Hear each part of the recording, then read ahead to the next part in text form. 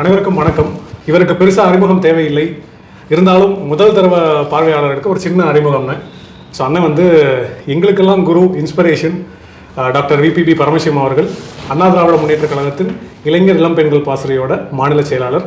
இவர் ஒரு மருத்துவரை தாண்டி 2016 2021 வரைக்கும் சட்டமன்ற உறுப்பினர் வேடச்சந்தூர். அண்ணன் வணக்கம்ண்ணே. வணக்கம். வணக்கம். அப்பாவின் ஆட்சிண்ணே 4.5 வருட காலம் தமிழ்நாட்டுக்கு ஒரு மிகப்பெரிய சோகம்ண்ணே.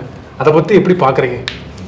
அப்பாவுடைய ஆட்சி காலம்னு சொன்னதே ஒரு பெரிய அசிங்கம். அதாவது எல்லாமே அம்மான் என்று நம்முடைய தலைவி புரட்சி தலைவி அம்மா அவர்களை மக்கள் கொண்டாடினாள் என்று சொன்னால் அவர்கள் நடந்து கொண்ட விதம், கொண்டு வந்த திட்டம் எல்லாத்துலேயுமே அந்த தாயினுடைய பாசம் இருந்தது. எங்கோ திருநெல்வேலி பக்கத்தில் ஒரு பேருந்தில் ஒரு பெண் தன்னுடைய குழந்தைக்கு பால் கொடுப்பதற்கு மறைவான இடம் இல்லை என்று வேதனைப்பட்ட செய்தி புரட்சி தலைவி கோட்டையில் இருக்கிற புரட்சி தலைவி தெரிந்தவுடன் தமிழ்நாட்டில் இருக்கிற அனைத்து பேருந்து நிலையத்திலும் தாய்மார்கள் பாலூட்டும் அறையை கொண்டு வந்தார்கள். புரியுதுங்களா?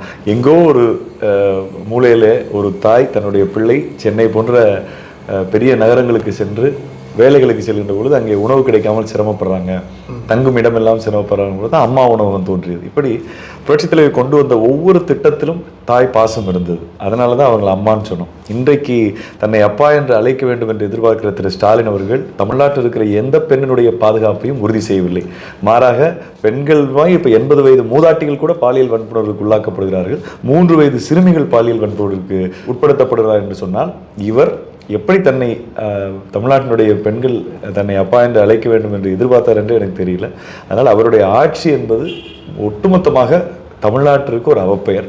திராவிட மாடல் என்பது முழுவதுமாக போலி என்பதை விரைவில் தமிழ்நாட்டு மக்கள் தெரிந்து கொள்வார். ஆனால் அது ஒரு டோட்டல் டிசாஸ்டர்னே சொல்லலாம்.